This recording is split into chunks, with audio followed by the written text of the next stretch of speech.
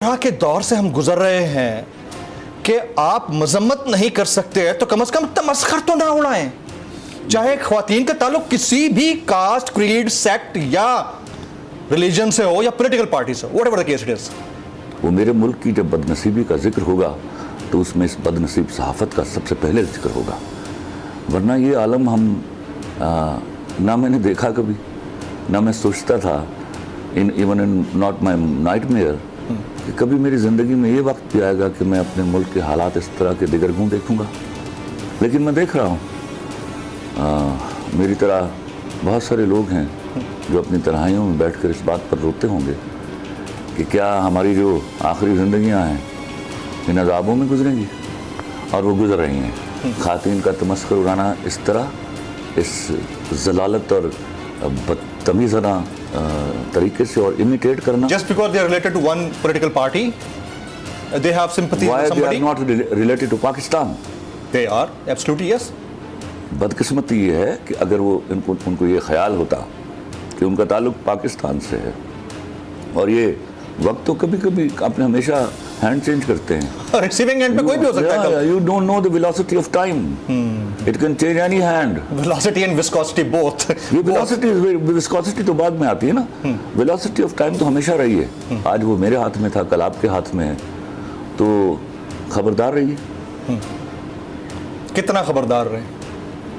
जितना आपने कर दिया। और इन मैं आपको एक बात बताऊं सर, मैं इमरान खान को बड़ी अच्छी तरह जानता हूँ, और नवाज शरीफ साहब को भी अच्छी तरह जानता हूँ। उनको बहुत पहले जानता था, दे वर माय क्लाइंट इन बैंक। अच्छा, मैं आपको एक बात बताऊं सर, मैंने उस शख्स के मुंह से हमेशा मेरी फौज, हमारी फौज, ये जुमले सुने।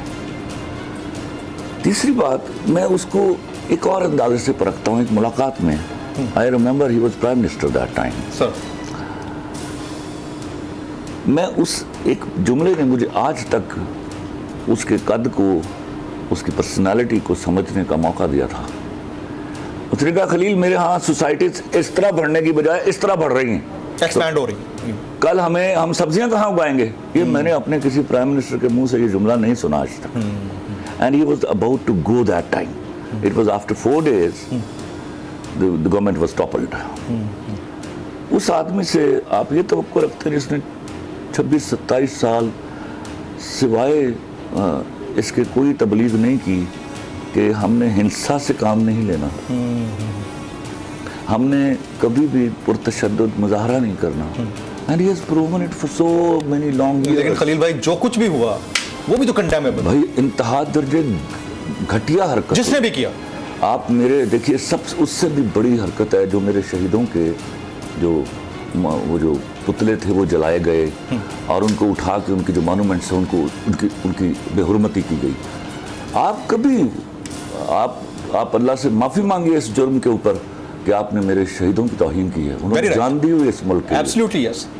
कहीं ऊपर कहीं गलती हो रही है, उसको डिस्कस कीजिए, बट आप उस ईमा पर किसी शहीद को गाली नहीं दे सकते, किसी गाली की पर तोहमत नहीं चढ़ सकते आप।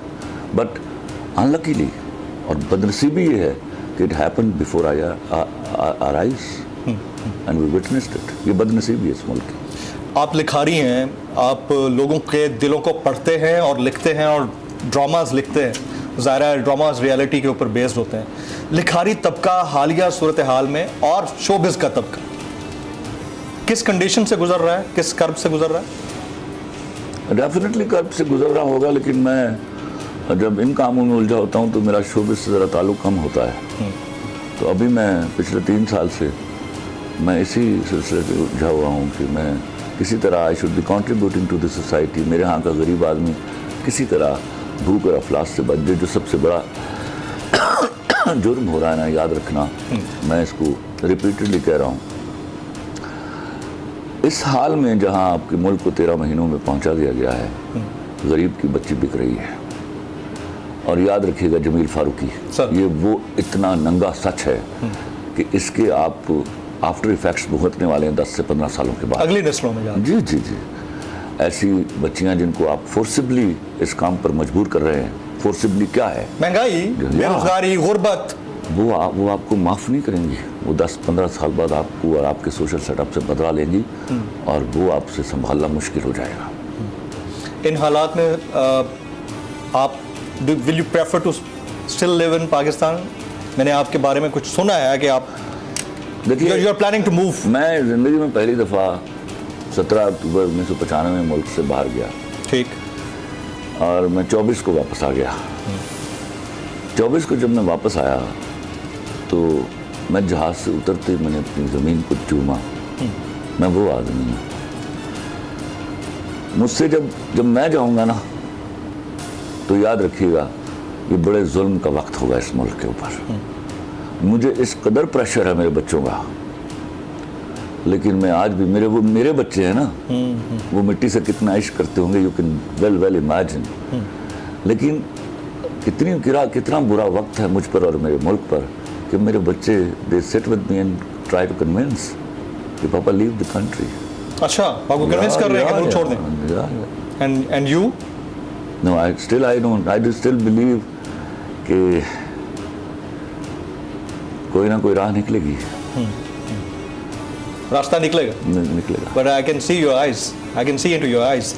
I am disappointed, I tell you. لیکن میں مسلمان ہوں نا, تو اللہ پر اپنا ایمان چھوڑ نہیں سکتا.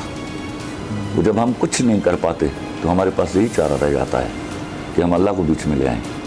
حالانکہ وہ ہمیشہ سے تھا اور ہمارے گند سنبھالتے ہوئے 75 سال گزار دی اس نے. لیکن ہو سکتا ہے کہ اس وقت کام جو ہے انسانوں کی گرفت سے باہر نکل گیا ہو, اس کی دسترس سے باہر نکل گیا ہو, تو غیرت خداوندی جوش مار رہے ہیں. 13 مہینے کے اندر یہ جو حکومتی اتحاد ہے, 13 مہینے میں وہ ہوا ہے جمیل فاروقی جو میرے ملک کے ساتھ 75 سالوں میں نہیں ہوا. 13 مہینوں میں ننگا ہونے کا, لوگوں کے ننگا ہونے کا ایک کنٹینیوس پروسیس ہے. اور بدنصیبی یہ ہے کہ ہم ان کو ننگا نہیں دیکھنا چاہتے تھے. ایک ابہام تھا, اس ابہام میں جی رہے تھے ہم. اچھا, لوگوں کے ننگا ہونے کو اپنے میٹافر کے طور پہ یوز کیا. اچھا, ٹھیک. تو وہ جو بدنصیبی ہے اس نے ہمیں وہاں پہنچا دیا جہاں ہمیں سمجھ نہیں آ رہی کہ حالات ٹھیک کیسے ہوں گے. اور یہ وقت جو ہے اللہ نہ کرے کسی بھی قوم پر واپس آئے. میں صرف اتنا جانتا ہوں کہ اتنا پاپولر آدمی اگر اس کو آپ سیاست سے مائنس کرنے کی کوشش کریں گے تو میری سمجھ سے باہر ہے کہ یہ کس چڑیا کا نام ہے اور کون سے درخت پر بیٹھتی ہے. جمہوریت ہے ہمارے ملک؟ No. What about the constitution? میں اس لیے آپ سے پوچھوں کہ آپ پڑھے لکھے طبقے کو ریپرزینٹ کرتے ہیں. میں آپ کو ایک بات بتاؤں, ہمیں ایک یوم سیاحت 9 مئی کو منانا چاہیے. ایک یوم سیاح اور منانا چاہیے, وہ ہے آئین کے قتل کا. میں نے آج میں نے ججز کے بارے میں سنا, وہ رو رہے تھے. And what should be the day? I don't remember the day. 9th April 2022? It was few days after that. Okay. اچھا.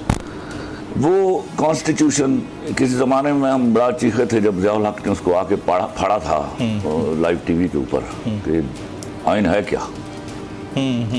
اگر یہی سینٹیمنٹ آج پریویل کر رہا ہے, یہ آج گھنونے طریقے سے پریویل کر رہا ہے.